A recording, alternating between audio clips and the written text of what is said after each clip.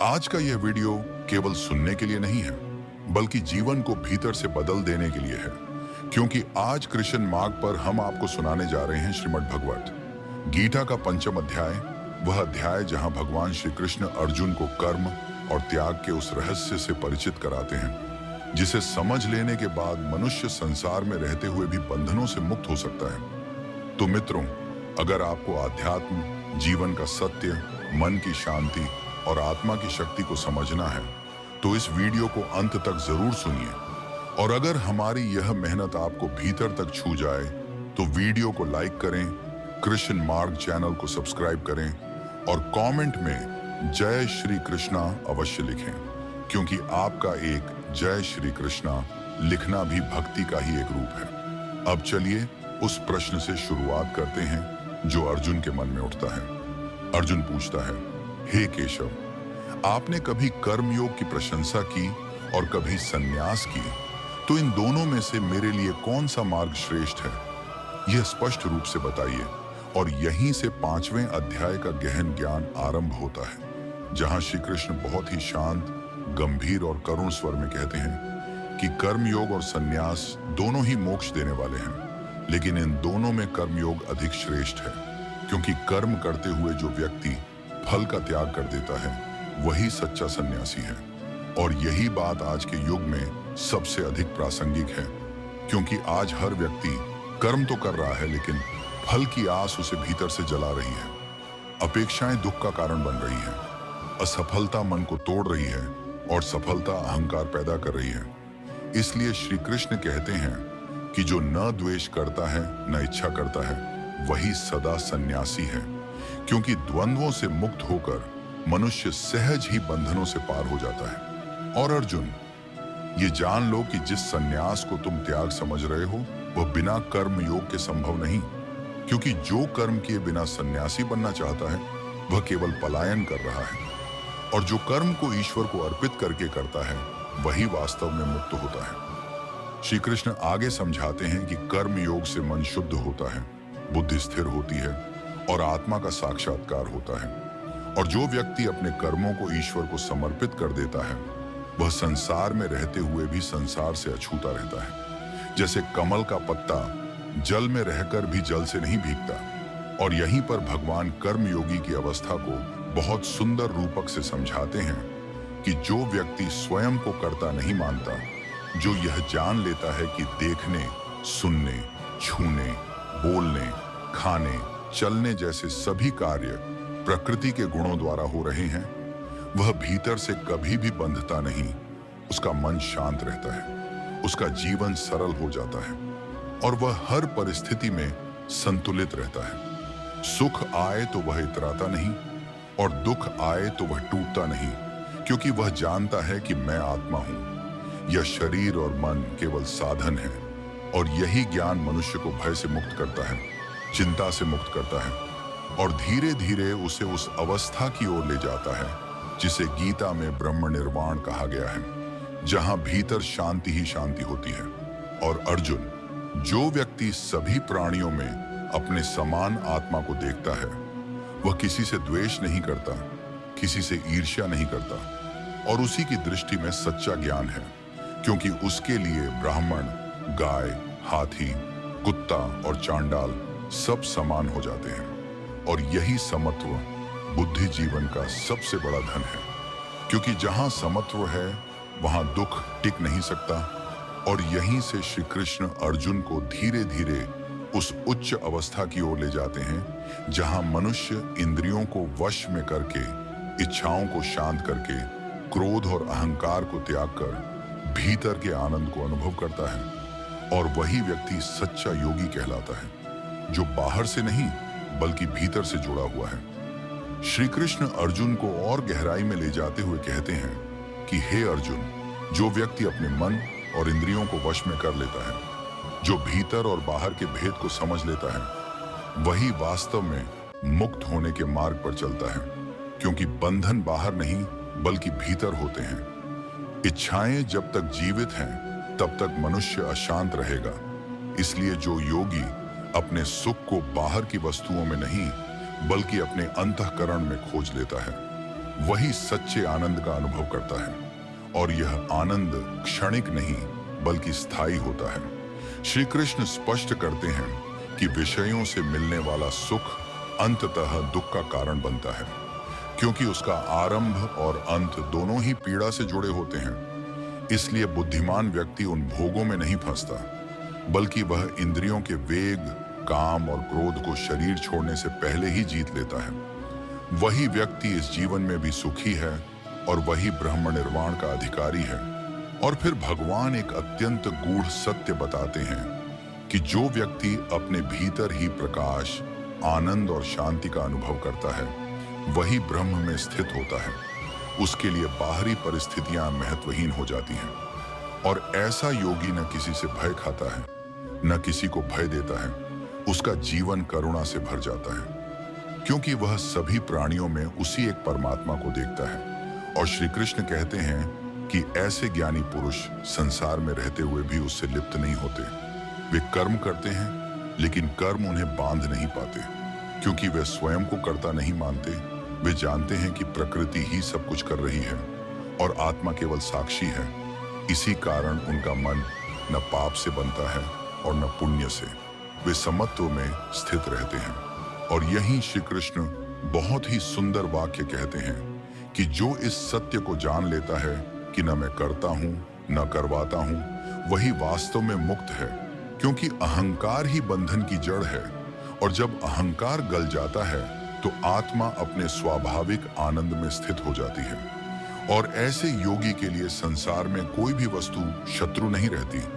न मित्र का मोह रहता है, न शत्रु का भय, क्योंकि उसकी दृष्टि आत्मा पर टिक जाती है, शरीर पर नहीं। और यही वह अवस्था है जहां मनुष्य जन्म मरण के चक्र से ऊपर उठने लगता है, क्योंकि जिसने समत्व को पा लिया, जिसने भेदभाव को त्याग दिया, उसके लिए मोक्ष कोई दूर की वस्तु नहीं रहती, बल्कि वह इसी जीवन में मुक्त हो जाता है। और अर्जुन, यही है कर्मयोग का वास्तविक फल। बिना भागे, बिना छोड़े, बिना त्याग का दिखावा किए संसार में रहते हुए भी परम शांति को प्राप्त करना। श्री कृष्ण अब अर्जुन को पंचम अध्याय की उस अवस्था तक ले आते हैं जहां योग केवल अभ्यास नहीं रह जाता, बल्कि जीवन की स्वाभाविक स्थिति बन जाता है। भगवान कहते हैं कि जो योगी बाहर के विषयों को त्याग कर दृष्टि को भ्रिकुटी के मध्य स्थिर कर लेता है, जो श्वास प्रश्वास को संतुलित कर मन, बुद्धि और इंद्रियों को वश में कर लेता है, वही वास्तव में मुक्त है। क्योंकि ऐसा साधक काम, क्रोध और भय से परे हो जाता है। और श्री कृष्ण अत्यंत स्पष्ट शब्दों में कहते हैं कि जो मुझे समस्त यज्ञों और तपों का भोक्ता, समस्त लोकों का स्वामी और समस्त प्राणियों का सच्चा मित्र जान लेता है, वही शाश्वत शांति को प्राप्त करता है।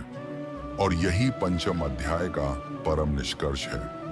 क्योंकि जब मनुष्य यह समझ लेता है कि इस संसार का कर्ता कोई और नहीं बल्कि वही परमेश्वर है और मैं केवल उनका साधन हूं, तभी भीतर से संघर्ष समाप्त होता है, तभी चिंता गल जाती है, तभी भय समाप्त हो जाता है। क्योंकि जो ईश्वर को अपना मित्र मान लेता है, उसके जीवन में अकेलापन नहीं बचता, उसके दुख उसे तोड़ नहीं पाते और उसका सुख उसे बांध नहीं पाता। और अर्जुन, यही वह अवस्था है जहां योगी संसार में रहते हुए भी संसार से ऊपर उठ जाता है। वह कर्म करता है, लेकिन उसका मन कर्म में फंसता नहीं। वह बोलता है, लेकिन उसके शब्द अहंकार से मुक्त होते हैं। वह चलता है, लेकिन उसका मार्ग ईश्वर की ओर होता है। और ऐसा योगी न किसी से द्वेष करता है, न किसी से आसक्ति, क्योंकि उसकी दृष्टि आत्मा में स्थित हो जाती है। और यही वह ब्रह्म निर्वाण की अवस्था है जहां जन्म और मृत्यु का भय समाप्त हो जाता है, जहां आत्मा अपने मूल स्वरूप को पहचान लेती है। और यही पंचम अध्याय का सार है कि मुक्ति कहीं बाहर नहीं बल्कि भीतर है, और कर्म से भागकर नहीं बल्कि कर्म को ईश्वर को समर्पित करके प्राप्त होती है। इसीलिए हे अर्जुन, संसार से मत भागो, अपने कर्तव्य से विमुख मत हो, बल्कि जो भी करो उसे मुझे अर्पित कर दो। क्योंकि जब कर्म भक्ति बन जाता है, तब जीवन स्वयं योग बन जाता है, और वही जीवन सच्चे अर्थों में सफल कहलाता है।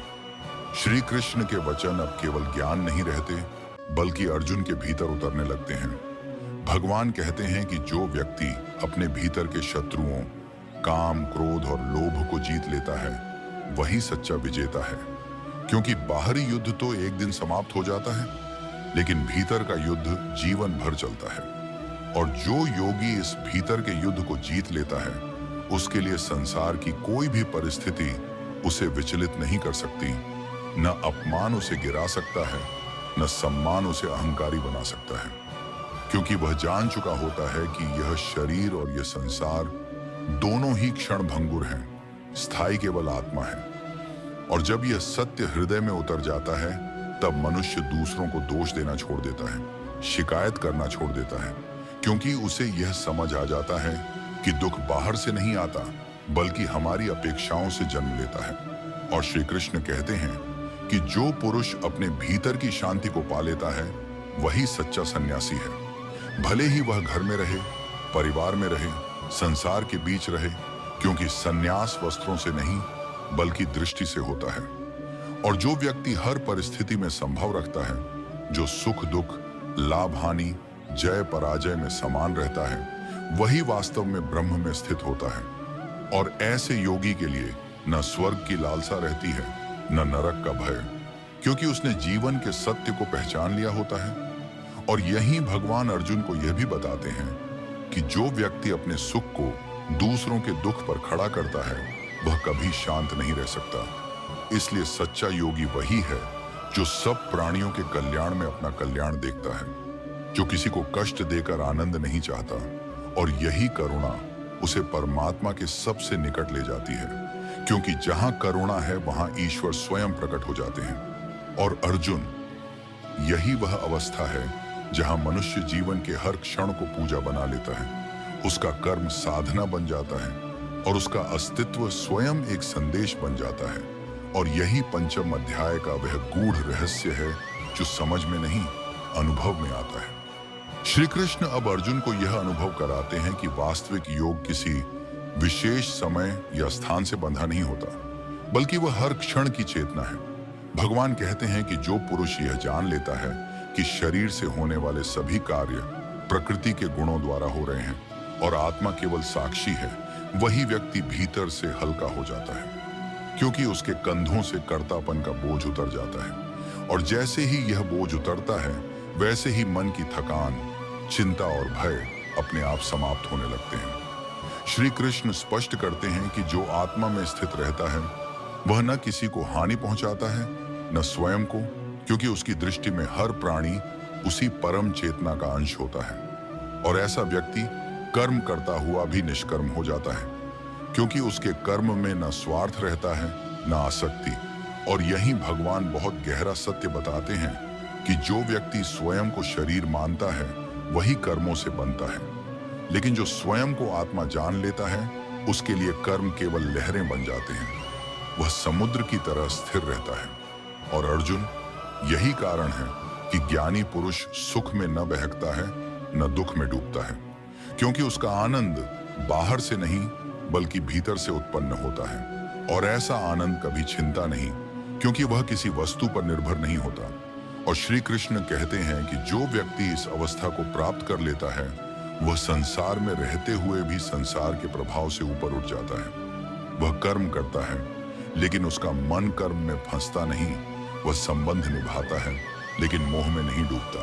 और यही संतुलन उसे धीरे धीरे उस अवस्था तक ले जाता है जहां जन्म और मृत्यु का भय समाप्त हो जाता है।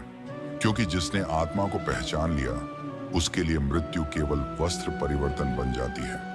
और यही पंचम अध्याय का वह गुप्त सार है, जिसे शब्दों से नहीं बल्कि मौन से समझा जाता है। श्री कृष्ण अब अर्जुन को उस अंतिम शांति का अनुभव कराते हैं, जहां साधक और साध्य का भेद मिटने लगता है। भगवान कहते हैं कि जो योगी यह जान लेता है कि मैं ही समस्त यज्ञों और तपों का भोक्ता हूँ, मैं ही समस्त लोगों का स्वामी हूँ और मैं ही समस्त प्राणियों का सच्चा मित्र हूँ, वही पुरुष वास्तविक शांति को प्राप्त करता है। क्योंकि जब मनुष्य ईश्वर को केवल पूज्य नहीं बल्कि अपना मित्र मान लेता है, तब उसके जीवन से भय, असुरक्षा और अकेलापन सदा के लिए समाप्त हो जाते हैं। और ऐसा योगी संसार के बीच रहते हुए भी भीतर से पूर्णतया सुरक्षित अनुभव करता है, क्योंकि वह जानता है कि जो कुछ भी हो रहा है वह किसी उच्च व्यवस्था के अंतर्गत हो रहा है, और यही समझ उसे स्वीकार भाव में स्थापित कर देती है। श्री कृष्ण कहते हैं कि जो व्यक्ति अपने मन को संयमित कर लेता है, जो इंद्रियों को वश में कर लेता है और जो भीतर के विकारों, काम, क्रोध और अहंकार को शांत कर देता है, वही ब्रह्म निर्वाण के योग्य बनता है। और यह ब्रह्म निर्वाण कोई मृत्यु के बाद मिलने वाली वस्तु नहीं, बल्कि इसी जीवन में अनुभव की जाने वाली अवस्था है, जहां मन स्थिर हो जाता है, इच्छाएं शिथिल पड़ जाती हैं और आत्मा अपने स्वाभाविक आनंद में स्थित हो जाती है। और अर्जुन, यही वह स्थिति है जहां योग साधना नहीं बल्कि स्वभाव बन जाती है, जहां हर श्वास ईश्वर से जुड़ जाती है और हर कर्म पूजा बन जाता है। और ऐसा योगी संसार में चलते फिरते हुए भी भीतर से अडिग रहता है, क्योंकि उसने यह जान लिया होता है कि वास्तविक शांति बाहर नहीं बल्कि उसी में निवास करती है। श्री कृष्ण के शब्द अब अर्जुन के कानों में नहीं बल्कि आत्मा में उतर रहे होते हैं, और भगवान जैसे पूरे अध्याय का सार एक ही चेतना में उंडेल देते हैं। वे कहते हैं कि हे अर्जुन, समझ ले कि मनुष्य का सबसे बड़ा बंधन संसार नहीं बल्कि उसकी अपनी सोच है, क्योंकि वही सोच उसे कभी कर्ता बना देती है, कभी भोगी बना देती है और कभी पीड़ित।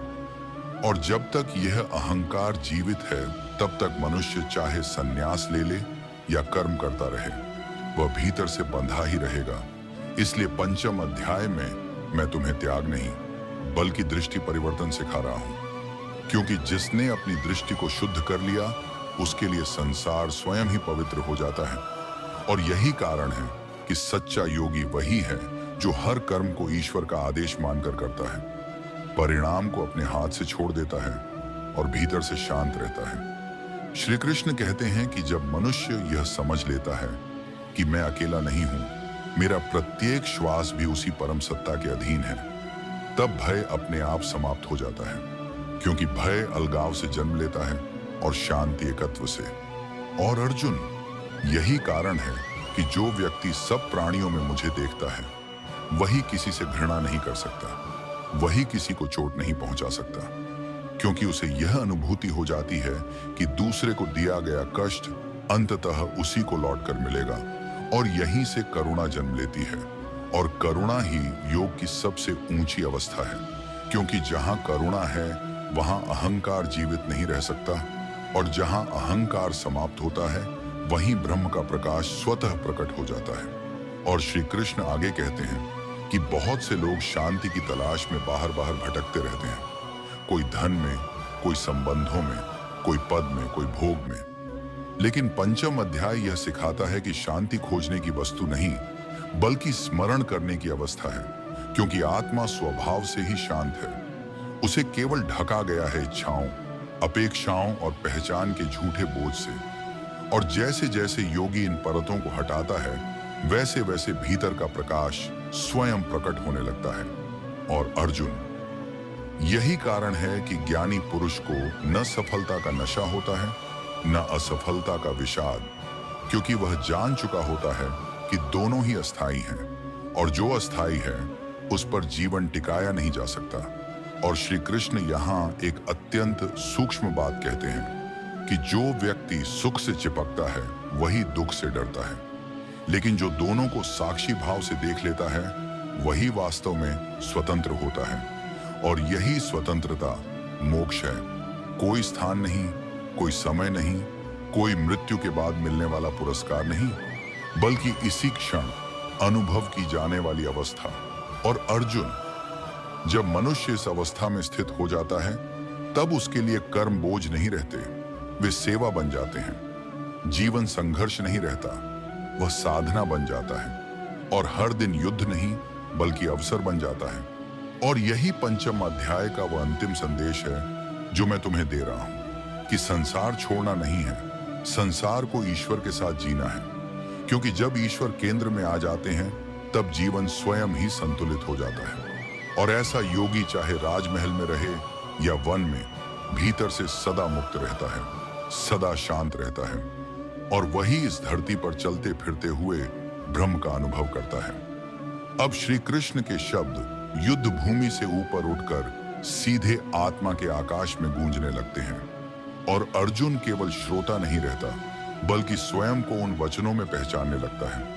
भगवान जैसे हर उस मनुष्य से बात कर रहे हों जो जीवन से थक चुका है, जो जिम्मेदारियों के बोझ से दबा हुआ है, जो सही होते हुए भी दुखी है।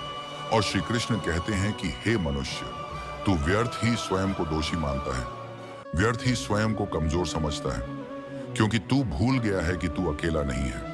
यह पूरा संसार एक दिव्य व्यवस्था के अंतर्गत चल रहा है और जब तू अपने कर्मों को ईश्वर को अर्पित कर देता है तब तेरा जीवन बोझ नहीं रह जाता बल्कि यात्रा बन जाता है। और पंचम अध्याय का यही संदेश है कि शांति किसी वस्तु के मिलने से नहीं बल्कि अहंकार के गलने से आती है, क्योंकि जब मैं पीछे हटता है तब वह स्वयं आगे आ जाता है और उसी क्षण मनुष्य के भीतर वह मौन उतरता है जिसे शब्दों में बांधा नहीं जा सकता। और श्री कृष्ण कहते हैं कि जो व्यक्ति इस सत्य को हृदय से स्वीकार कर लेता है उसके जीवन में परिस्थितियां बदलें या न बदलें, लेकिन उसकी प्रतिक्रिया सदा बदल जाती है। वह दुख में टूटता नहीं, सुख में बहकता नहीं, क्योंकि उसने जीवन को ईश्वर के चरणों में रख दिया होता है। और अर्जुन, यही कारण है कि सच्चा योगी न भागता है, न लड़ता है, न शिकायत करता है। वह केवल स्वीकार करता है और स्वीकार में ही चमत्कार छिपा है, क्योंकि जब मनुष्य स्वीकार कर लेता है तब संघर्ष समाप्त हो जाता है और जहां संघर्ष समाप्त होता है वहीं शांति प्रकट होती है।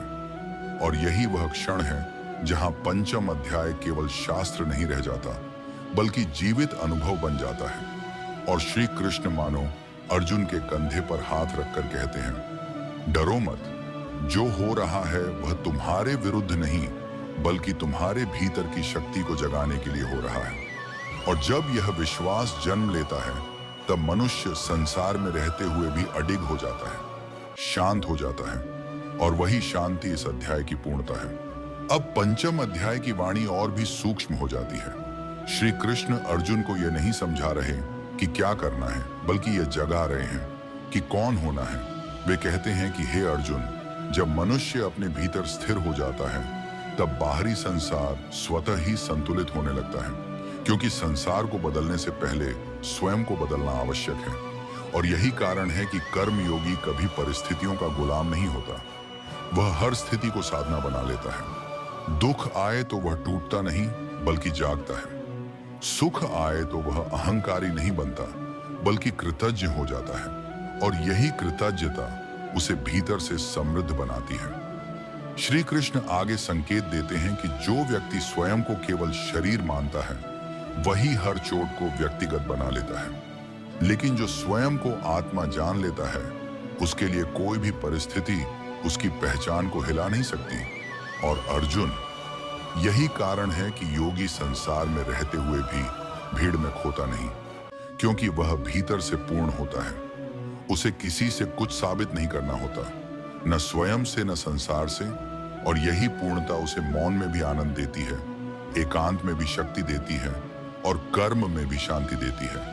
और श्री कृष्ण यह भी बताते हैं कि जब मनुष्य अपने कर्मों को फल की अपेक्षा से मुक्त कर देता है तब उसके निर्णय शुद्ध हो जाते हैं, उसके संबंध पवित्र हो जाते हैं और उसका जीवन सरल हो जाता है, क्योंकि अपेक्षा ही वह जाल है जिसमें फंसकर मनुष्य स्वयं को कमजोर बना लेता है। और जब यह जाल कट जाता है तब वही मनुष्य असाधारण बन जाता है। और यही असाधारण अवस्था पंचम अध्याय का निरंतर बहने वाला संदेश है कि जीवन युद्ध नहीं है, जीवन बोझ नहीं है, जीवन दंड नहीं है, जीवन एक दिव्य अवसर है स्वयं को जानने का, स्वयं को पार करने का। और जब यह दृष्टि जागृत हो जाती है तब मनुष्य संसार को दोष देना छोड़ देता है, तुलना करना छोड़ देता है और भीतर से स्थिर होकर आगे बढ़ता है। और यही स्थिरता धीरे धीरे उसे उस बिंदु की ओर ले जाती है जहां मैं और मेरा अपने आप शांत हो जाते हैं और आत्मा बिना किसी प्रयास के अपने स्वभाव में स्थित हो जाती है। अगर आपको श्री कृष्ण की यह वाणी, यह शांति और यह ज्ञान अच्छा लगा हो तो ऐसे ही और पावरफुल आध्यात्मिक वीडियो देखने के लिए हमारे चैनल कृष्ण मार्ग को अभी सब्सक्राइब करें, वीडियो को लाइक करें और कमेंट में जय श्री कृष्णा जरूर लिखें, क्योंकि यही भक्ति हमें प्रभु के और करीब ले जाती है। तो मिलते हैं अगली दिव्य वीडियो में। श्री राधे राधे।